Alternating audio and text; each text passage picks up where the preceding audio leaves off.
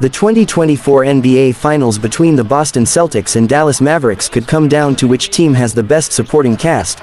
Jason Tatum and Jaylen Brown are expected to shine for Boston Celtics. Luka Doncic and Kyrie Irving are for Dallas. Each will have their moments, but they aren't the X factors in this upcoming series. The Celtics will need Derek White and Drew Holiday to step up offensively while continuing to showcase their all-defensive talents against one of the NBA's best duos. They'll also hope to get Kristaps Porzingis back at full strength to add a rim protector as well as another dimension to the offense. Dallas will need Derek Lively too and Daniel Gafford to dominate Boston in the paint. Meanwhile, P.J. Washington will be counted on to provide consistent scoring, and Derek Jones Jr.'s defense on Tatum and Brown will be crucial. There is no shortage of impactful players in this series, so how do they all stack up? Here's the top players set to take the court in the finals. Sam Hauser from Celtics. Hauser made significant strides on both ends of the floor during the regular season but has gone ice cold in the playoffs. The 26-year-old snapped an 0 for 10 three-point shooting skid in Game 4 against Indiana and finished the series a woeful 1 for 14 from deep. Now would be a nice time for him to revert to his 42% three-point shooting form. Josh Green from Mavericks. Green, 23-year-old, has been a solid 3-and-D bench wing for Dallas over the last 2 seasons. The 18th overall pick in the 2020 draft has steadily improved over his first 4 years in the league, especially as a playmaker. Peyton Pritchard, Celtics. Don't let this ranking fool you. Pritchard can swing games in Boston's favor with his shot making and his uncanny ability to haul in rebounds despite his size. The Oregon product provides an instant spark with his energy off the bench and can be a difference maker in this series. Peyton Pritchard has provided a big spark off the bench for Boston. Daniel Gafford, Mavericks. When you hear pundits say the Celtics need a healthy Kristaps Porzingis to win this series, Gafford is among the reasons why. The 25-year-old big man can dominate the paint on both ends with his ferocious dunks and outstanding rim protection. Boston was exposed in the paint at points during the Indiana series, and Dallas poses the same potential problem in the finals if Porzingis isn't at his best. Derek Jones Jr., Mavericks. Jones signed a 1-year minimum contract with Dallas during the offseason. He has turned out to be one of the best free agent bargains. The 27-year-old forward has been an unsung hero for the Mavs in these playoffs. In 17 postseason games, he has averaged 9.8 points, 3.6 rebounds, 1.4 assists, and 1.1 blocks in 31.2 minutes. As a stellar defender, he will play a crucial role for Dallas against Celtics superstars Jason Tatum and Jaylen Brown.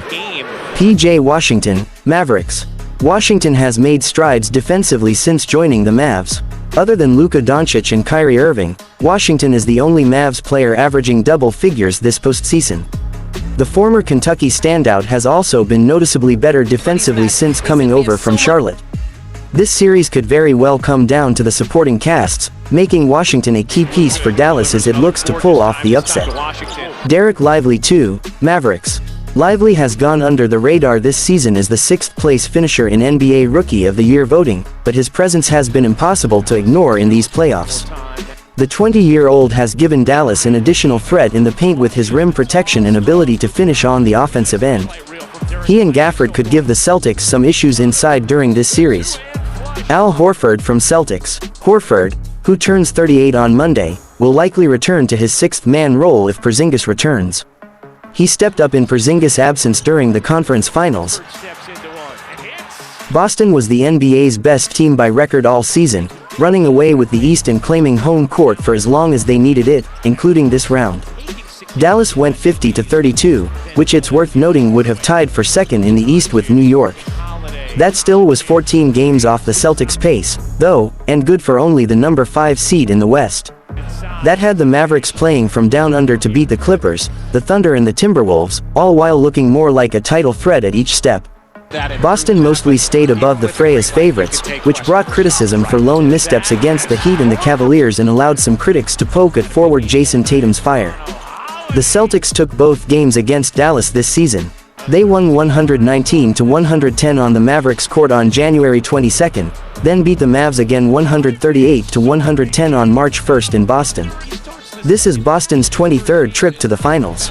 Dallas has made it twice before, this one coming 13 years after its 2011 upset championship over the first edition of Miami's Super Team. The Mavericks were 6 games under .500 last season and only 25-21 in late January. Only Doncic, among starters, remains from 16 months ago. So whatever expectation Dallas or its fans hold for the franchise's second championship pales compared to Boston's for no.